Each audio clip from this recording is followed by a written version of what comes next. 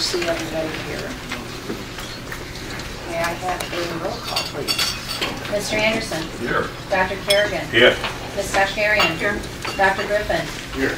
Ms. Howland. Here. Mrs. Oilschlager. Here. Ms. Paul. Here. Ms. Teague. Here. May I have a motion to approve the agenda, please? So moved. Second? Second. Roll call? Ms. Teague. Aye. Ms. Howland. Aye. Mrs. Oilschlager. Aye. Ms. Paul. Aye.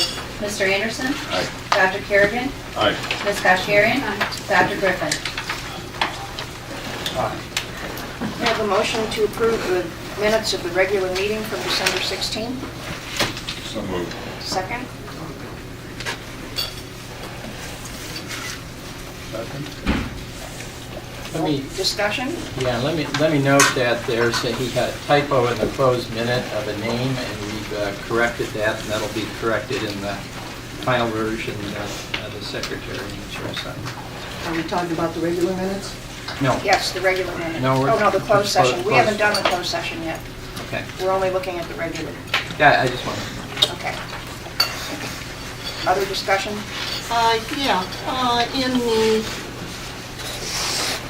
On the very first page where it says the meeting was called to order, and then it goes on to say that the trustees present, and it lists Dr. Kerrigan as being present. Well, he actually wasn't, because if you notice further down, it says absent at the time of vote. 6:13. And then if you notice further down, it says that he entered at 6:13, so I guess we really can't have it both ways. He should not be listed as being present at 6:03 when the meeting was called to order. Any other discussion? Yes. And I've been very verbal about the incorrectness and the incompleteness of the minutes. There's a couple of discussions that the board had last month that I think were very germane and very worthy of including in the minutes. However, there's no mention of it. As you recall, when we were talking about the legislative dinner and the other dinner that we had for our Chinese visitors, and we praised our culinary arts students, and also went on to recommend that because there's nothing magical about the date that we picked to have our legislators on campus, that we would like to do it when our students in the culinary arts program are available, so that we could highlight our students. It gives us a chance to show them off, and I think that was a very germane conversation, and it should be included in the minutes because it was an actual recommendation.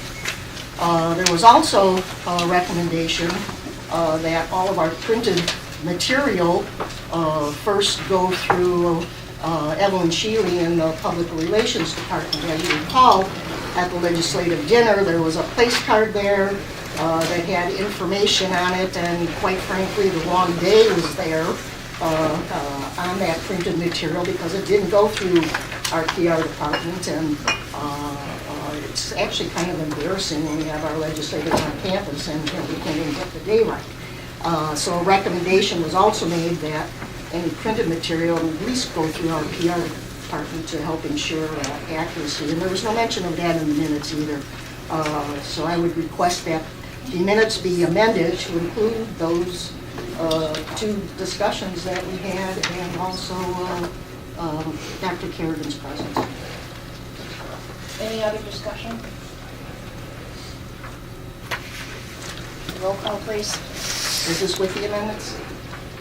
You didn't give us any specific amendments. You just gave us a diatribe about what you thought should have been included that wasn't, instead of asking specifically for something to be included. I would I know request that we Karen put is into trying the to minutes that there was a discussion about highlighting our culinary arts students and having our legislative dinner on a date that our culinary arts students were available. That was the original discussion. And the other one is that all printed materials be included, or at least go through our own PR department to ensure that they're accurate. Can you put a sentence in for each of those, please? As corrected minutes. you know, I know that we're trying to, or you're trying to do a summary the best you can, and I appreciate that. So if you would just include an extra sentence for each of those. May we have a roll call with the amendments, please? Ms. Teeday? Aye. Ms. Howland? Aye. Mrs. Oilschlager? Aye. Ms. Paul? Aye. Mr. Anderson? Aye. Dr. Kerrigan? Aye. Ms. Gosharian? Abstain. Dr. Griffin? Aye. Moving on to the closed meeting of December 16th, I would like to take 2.2, 2.3, and 2.4 together, which are the closed meeting minutes, and then action on the closed meeting minutes, and action on closed meeting recordings. May I have a motion, please? So moved. Second? Second. Discussion? It was noted that Dr. Yeah. Weber said there was a mistake in a name and that has been corrected in the closed minutes. Okay, just so we know. Roll call, please. Ms. Teeday? Aye. Ms. Howland? Aye. Mrs. Oilschlager? Aye. Ms. Paul? Aye. Mr. Anderson? Aye. Dr. Kerrigan? Aye. Ms. Gosharian? I'm going to abstain because I was not at the December 16th meeting, but I don't have any problem with the action on the closed minutes or recordings. Dr. Griffin? Moving on to agenda item 3, receipt of notices, communications, hearing, and petitions. This is the part of the meeting where the public may address the board if anyone so wishes. If so, would you please approach the podium and let us know who you are? Seeing no one, I will move on to the thank yous that we received. First, from Lisa Daniels, CLC Senior Program Coordinator, Judicial Services, for the donation to the CLC Veterans Memorial in honor of her father-in-law, Joseph H. Daniels. We also received a thank you from Secretary Karen Sinase for the lovely set of glasses that she got as her gift. She thanks the board for thinking of her. From Sue Olkers for the beautiful plant in honor of her mother, Patricia Ranig.